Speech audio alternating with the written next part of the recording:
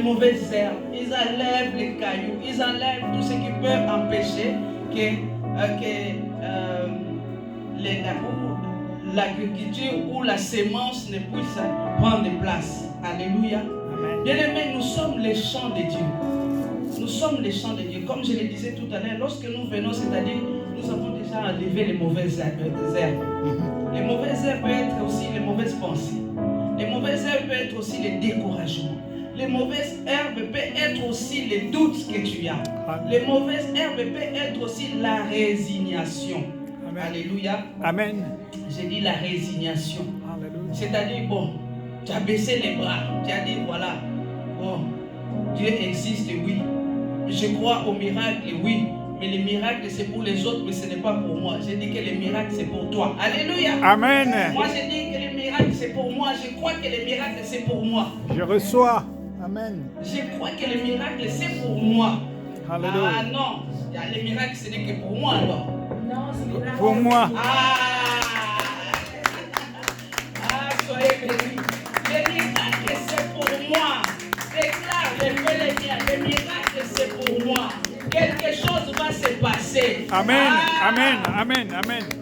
De ta résolution dépendra le succès. Si tu prends la résolution, tu auras le succès. Amen. Ça, c'est Job qui l'a dit. Si tu prends la décision, tu auras du succès. Cette femme qui avait la perte de sang, n'est-ce pas?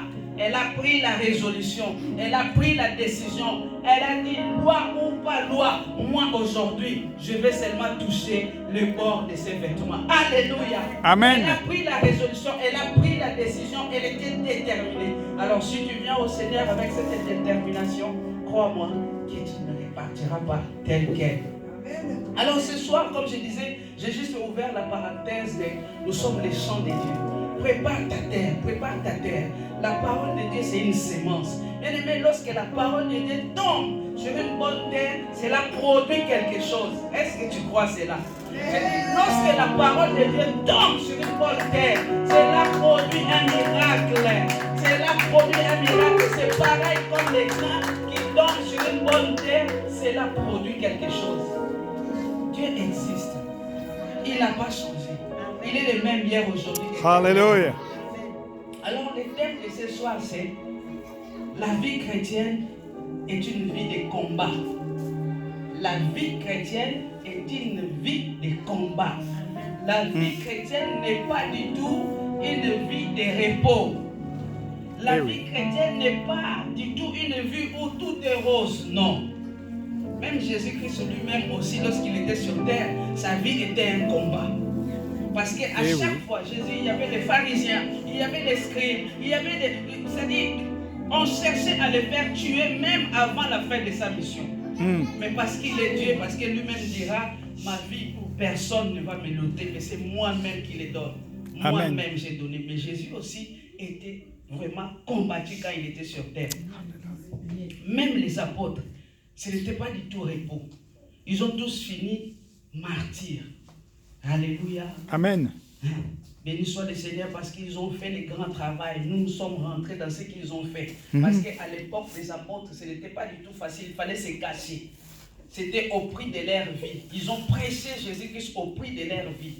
Alors toi qui négliges ce travail-là, faites attention. Parce qu'il y a des gens qui ont versé de leur sang aussi. C'est vrai que Jésus a versé son sang, mais les apôtres, la majorité, sauf l'apôtre Jean, tous les autres sont finis. Ils ont fini comme martyrs à cause de Jésus-Christ. Alléluia. Amen. Ils ont préparé les chemins. Ils ont préparé les chemins. Et jusqu'à ce que toi et moi aujourd'hui, nous pouvons parler librement de Jésus-Christ. Donc le thème, comme je disais, la vie chrétienne est une vie de combat. Vous savez, lorsqu'on prend l'exemple de David, n'est-ce pas? David était un guerrier. David était un homme de guerre. Lorsque nous avons vu le vendredi dernier, lorsque Goliath a lancé le défi, personne ne pouvait sortir des rangs pour aller combattre Goliath. Mais David, lorsque David est parti voir Saül, Saül a dit à David, cet homme-là c'est un homme de guerre. Mais ceux qui ne savaient pas, nous avons vu que David aussi était un homme de guerre. Alléluia. Amen. Donc, le premier point, après nous allons passer nous allons prendre les versets, mais je nous montre juste pourquoi la vie chrétienne est une vie de combat. Et pourquoi nous devons combattre? Pourquoi nous devons combattre? Il faut savoir une chose, bien-aimée, que toute personne qui aime Dieu et qui cherche à faire sa volonté devient ennemi du diable. Lorsque tu aimes le Seigneur, lorsque tu choisis ton camp, que tu cherches à servir le Seigneur, sache que tu es devenu ennemi du diable. Alléluia.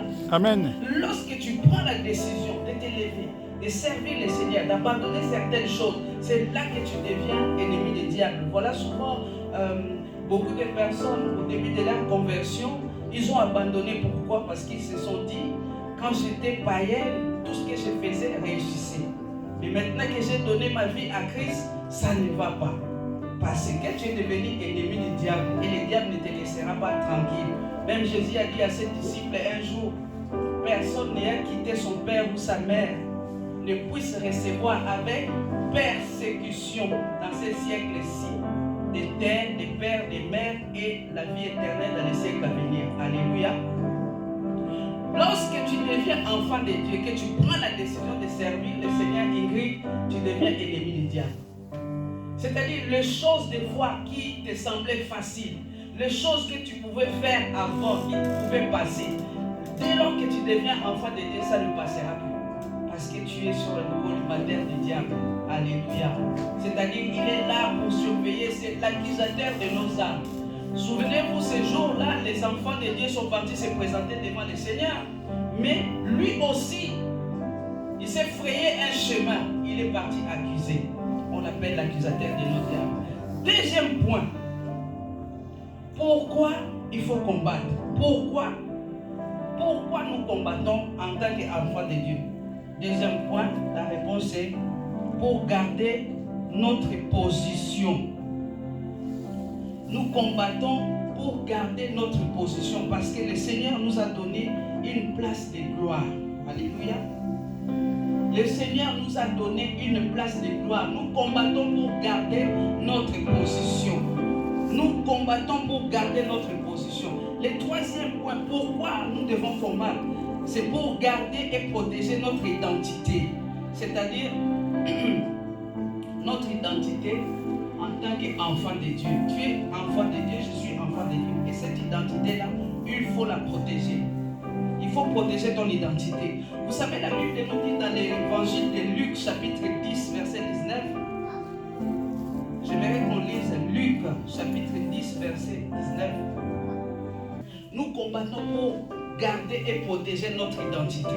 Et nous voyons Luc, chapitre 10, verset 19, nous dit Jésus nous a donné tout pouvoir. Alléluia. Amen. C'est un verset simple. Voici, je vous ai donné le pouvoir de marcher sur les serpents et les scorpions et sur toute la puissance de l'ennemi. Et rien ne pourra. Est-ce qu'on peut les répéter? Et rien ne pourra nuire. Bon. Ah Dieu. Ah Jésus. Ah Jésus. Et rien ne pourra. Bon, tel que nous sommes là, même à toi-même, c'est-à-dire toi-même, tu connais la réponse, ne donne pas la réponse à toi-même. Jésus nous a donné le pouvoir. Est-ce que nous utilisons ce pouvoir? Est-ce qu'aujourd'hui, rien ne me nuit? Je me parle à moi-même. Alors que la Bible déclare, dans Ésaïe 43, nous avons vu, Jésus a dit, Dieu plutôt a dit, la vérité sort de ma bouche. C'est-à-dire, tout ce qu'il dit, c'est la vérité. Et sa parole ne retourne pas à lui sans avoir accompli sa volonté. Maintenant, la personne qui a dit ces paroles-là, ce n'est pas un fils d'homme. Amen. Et sa parole, c'est la vérité. Alléluia. Il nous a donné le pouvoir, Serge, de marcher sur les serpents, de marcher sur les scorpions. Les serpents, c'est celui qui vient pour te piquer parce que les serpents lancent les venin. Les scorpions, pareil. Mais Dieu nous a donné le pouvoir. C'est-à-dire, s'il y a un esprit, s'il y a une personne qui se lève pour t'attaquer, toi, tu peux l'écraser. Parce que l'ennemi lance les venins et nous avons ce pouvoir-là d'écraser. Mais que faisons-nous? Que faisons-nous de ce pouvoir? faisons comme Adam et Ève. Nous faisons comme Adam et Ève. Mais Adam et Ève, Dieu les a donné le pouvoir. C'est eux-mêmes qui ont livré. C'est eux-mêmes qui ont donné leur pouvoir. Alléluia. Amen. Je vais vous donner une petite histoire, un petit témoignage. C'est les coqs et les renards. Vous voyez les coqs a une crête là. La crête du coq, c'est rouge. Et les renards avaient peur du coq. Parce qu'ils croyaient que c'était du feu. Ils croyaient que c'était du feu. Ils croyaient que c'était du feu. Et un jour, il s'est approché. Et il a dit au coq, ah, mais c'est le coq. Moi, vraiment, j'ai peur de toi. Le coq a dit, ah bon, pourquoi? Mais parce que tu as du feu sur ta tête. Et le coq a dit, ah, monsieur le renard, il dit, mais non, ce n'est pas du feu. Ça, c'est rien, c'est juste une décoration. Mais ce n'est rien, ce n'est pas du feu. Et le renard a dit, non, arrête de me mentir. C'est du feu, ça se voit que c'est du feu. Mais c'est le coq qui a dit non, touche. Pourquoi touche? Tu vas voir que ce n'est pas du feu. Et le renard a touché, il a vu que ce n'était pas du feu. Et depuis ce jour-là, les renards maintenant mangent les coqs. Est-ce que quelqu'un comprend ce que je suis en train de dire? Amen. Nous avons le pouvoir, mais nous faisons des fois comme les coqs. Cela veut dire, toi tu as le pouvoir, lorsque les problèmes, lorsqu'il y a une situation, prends autorité, parle avec autorité, menace. Mais qu'est-ce que nous faisons? Au lieu de parler, au lieu de prier, nous cherchons en fait les secours de l'homme. Nous cherchons les secours de l'homme.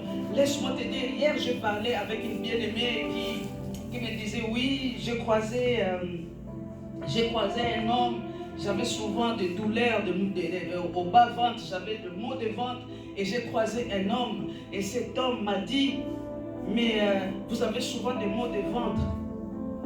Et puis, elle m'a dit, j'étais surprise parce que c'était la première personne qui a décelé ce mal en moi. Alors que j'avais mal, personne n'avait jamais vu ce mal. Mais cet homme m'a dit, vous avez souvent mal au ventre et tout. Et il m'a donné des mixtures à boire. Et j'ai bu, et depuis ce jour-là, je n'ai plus mal. Depuis ce jour-là, je n'ai plus mal. Mais j'ai remarqué une chose. C'est comme si cet homme, je sens la présence de cet homme. La nuit, quand je dors, je dis, il faut faire attention. Il faut faire attention. Vous savez, le diable aussi fait des miracles. Le diable aussi fait des miracles. Il t'a donné quelque chose, tu as bu, mais c'est quelque chose qu'il a implanté en toi sans le savoir, et maintenant il peut contrôler ta vie. Alléluia. Amen. Il peut contrôler ta vie. C'est un semblant de guérison. La seule personne qui guérit, c'est Dieu. Alléluia. Amen. Je ferme juste la parenthèse pour nous montrer ici, Dieu nous a donné le pouvoir de marcher sur toutes les puissances de l'ennemi et rien ne pourra nous nuire. Rien ne pourra nous nuire. Rien ne pourra te nuire. J'aimerais que tu te lèves. J'aimerais que tu te lèves et nous allons prier. Tu as ce pouvoir-là. Je ne sais pas quelle est cette tempête qui s'est levée dans ta vie. Je ne sais pas quel est ce vent qui s'est mis à souffler dans ta vie. Ce vent qui est venu pour secouer ta vie. Ce vent qui est venu pour secouer même ta maison. Ce vent qui est venu pour renverser ce que tu as bâti. Dans le nom puissant de Jésus, nous avons autorité. Commence à marcher. Pourquoi combattre? N'oublie pas le titre de ce soir. C'est que la vie chrétienne est une vie de combat. La vie chrétienne est une vie de combat. Enfant de Dieu, enfant de Dieu, si tu baisses les bras, c'est quelqu'un d'autre qui va prendre le dessus sur toi. Si tu ne combats pas, c'est quelqu'un d'autre qui va te combattre. Voilà pourquoi apprends à combattre avec la parole. Apprends à combattre avec la parole. L'apôtre Paul lui-même dira, faites en tout temps toutes sortes de prières. Alléluia. Amen. Quatrième point. Pourquoi combattre? C'est pour détruire toutes les œuvres de l'ennemi. Pour détruire toutes les œuvres de l'ennemi. Il y a des forteresses ennemies. Il y a... le diable est méchant. Nous allons lire un passage dans Zacharie chapitre 9. Zacharie chapitre 9, verset 11.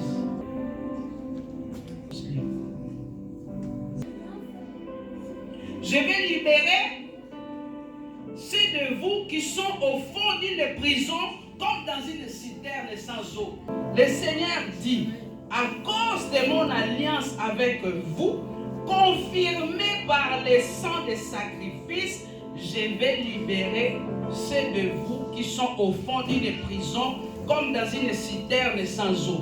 Bien-aimé, tu peux être là mais tu es dans une prison. Tu peux être là mais tu es au fond d'une prison. Tu peux être là mais tu es enfermé quelque part. Mais le Seigneur dit, Zacharie 9, 11, à cause de son alliance et confirmé, j'aime cette version. Amen. Confirmé par les sangs des sacrifices. Hallelujah. Confirmé par les sangs des sacrifices, je vais libérer ceux de vous qui sont au fond d'une prison.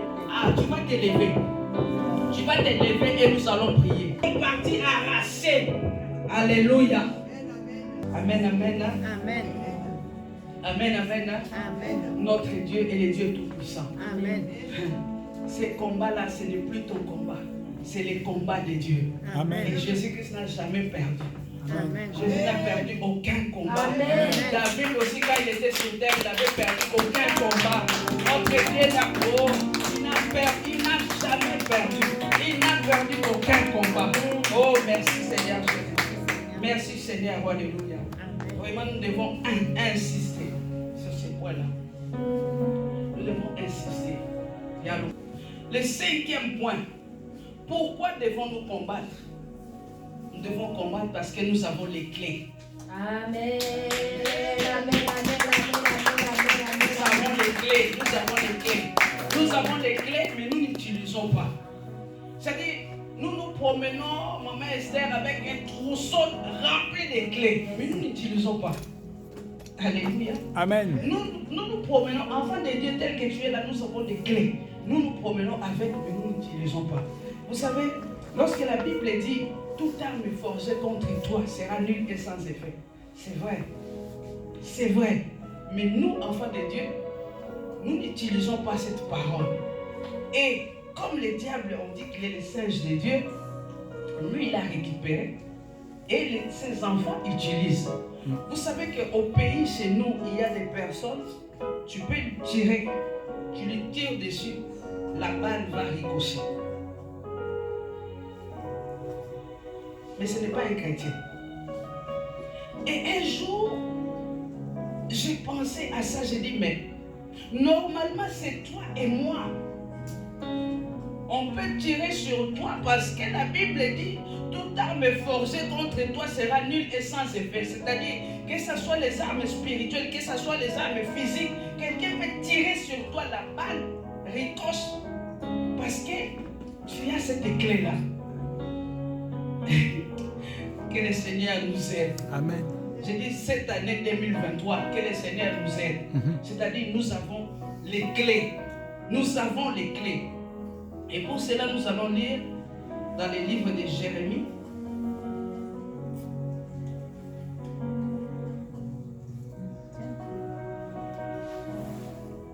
Chapitre 1er, verset 10. Il y a plusieurs clés. Donc là, nous commençons d'abord dans le livre de Jérémie, chapitre 1er, verset 10.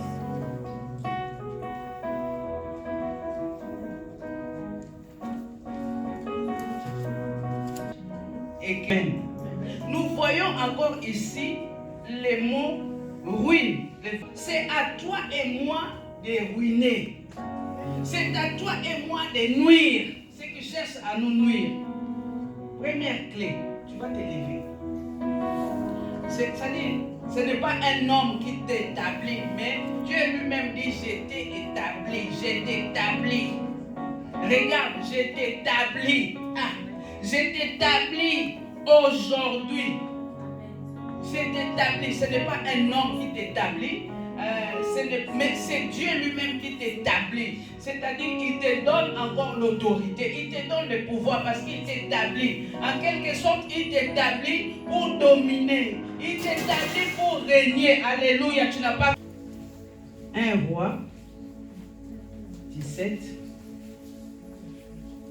verset 1er. Sauf sur ma parole. Alléluia.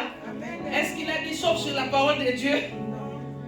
Il a dit sauf sur ma parole. Bien-aimé, laisse-moi te dire, lorsqu'on parle de la sorcellerie, les sorciers, c'est sur leur parole.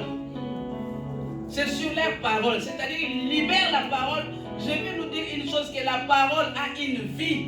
Amen. Et ici, nous voyons la parole qu'Élisée a libérée. Nous voyons que la parole a une vie. Parce que la Bible déclare pendant 3 ans et demi, Élie a fermé les cieux. Amen. Et la Bible dit que nous sommes de la même nature qu'Élie. Jean, n'est-ce pas? La Bible dit qu'Élie était de la même nature que toi et moi.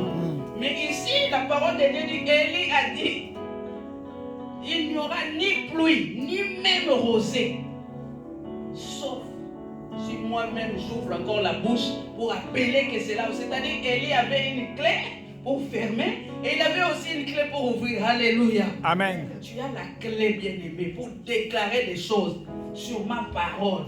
Parce que tu es enfant de Dieu. Élie a dit, le Dieu d'Israël dont je suis le serviteur est vivant. Et moi je te dis aussi que ton Dieu est vivant. Amen. Le Dieu que tu es venu prier ce soir est vivant. Amen. Il n'a pas changé. Il est le même hier, aujourd'hui, éternellement. Amen. Élie a fermé les cieux. Moi, je ne sais pas qu'est-ce que tu veux fermer avec ta clé. Mais je sais que tu as une clé qui peut fermer. Et toi seul peux ouvrir. Amen. Quel avantage a-t-il? C'est-à-dire, moi-même, je vais entrer dans cette pièce-là, j'ouvre. Et si je veux fermer, je ferme. Nous avons la clé. Ça fermer les choses que tu ne veux plus que ces choses-là puissent t'atteindre. La nuit, si tu rêves de mari de nuit, il faut fermer. Dis, mari, moi, je ne suis pas marié. Si tu veux m'épouser, viens le jour. Mais ne viens pas dans mes rêves. Alléluia. Amen. Les rêves bizarres, tu fais des cauchemars. On te poursuit. Aujourd'hui, ferme. Même si tu ne retiens plus les rêves aujourd'hui, parce que Dieu nous parle tantôt d'une façon, tantôt d'une autre. Tu vas fermer ce que tu ne veux plus voir et tu vas ouvrir ce que tu veux voir. Amen. Est-ce que vous avez compris? Au nom de Jésus. Commence à déclarer. Déclare. Même si tu vois les symptômes, parle à ces symptômes-là, non, tu mens. Tu mens. Moi, j'ai déjà fermé. J'ai déjà fermé la porte à la maladie. Ferme la porte. Chapitre 9. Bonne bénie par la lecture. Nous allons lire seulement le premier verset, parce que c'est parti. David demanda, reste-t-il encore quelqu'un de la famille de Saül pour que je lui fasse du bien à cause de Jonathan? Réponds, s'il te plaît. Amen. David demanda, reste-t-il encore quelqu'un de la famille de Saül pour que je lui fasse du bien à cause de Jonathan? Amen, amen. Nous voyons ici l'histoire, c'est l'histoire de Méphibosheth. La Bible dit un jour, David s'est souvenu qu'il avait fait alliance avec Jonathan. David s'est souvenu, bien-aimé. Si David, un homme, s'est souvenu, à combien plus fort est Dieu, ton papa, que nous appelons notre Père qui est aux cieux. À combien plus forte raison Dieu ne pourra-t-il pas se souvenir de toi à cause, non pas à cause de Jonathan, mais à cause de Jésus-Christ. À cause de l'œuvre de Golgotha. Jésus n'est pas mort en vain. Vous savez, lorsque je suis dépassé des fois, quand je prie, je dis, Seigneur, tu n'es pas mort en vain. Ce n'est pas en vain que tu es mort. Alors je veux voir tel résultat dans ma vie. Alléluia. Amen. Parce que ce n'est pas en vain qu'il a souffert à la croix. Ce n'est pas en vain qu'il est mort. Il est mort pour que je puisse avoir ce dont j'ai besoin. Amen. La Bible déclare, il s'est fait pauvre pour nous enrichir. La Bible déclare, il s'est humilié pour toi et moi. Il a supporté la mort de la croix pour toi et moi. Donc, cela ne peut pas passer comme ça. Alors, si moi je ne profite pas de cela, c'est-à-dire quelqu'un d'autre profite de ça, parce qu'il n'est pas mort en vain. Et ici, nous voyons, David dit, reste-t-il encore quelqu'un de la maison de Saül pour que je lui fasse du bien à cause de Jonathan? Ce soir, Dieu dit, à cause de Jésus-Christ, il te cherche pour te faire du bien. Amen. Il te cherche pour te faire du bien. Amen. Dieu te cherche pour te faire du bien.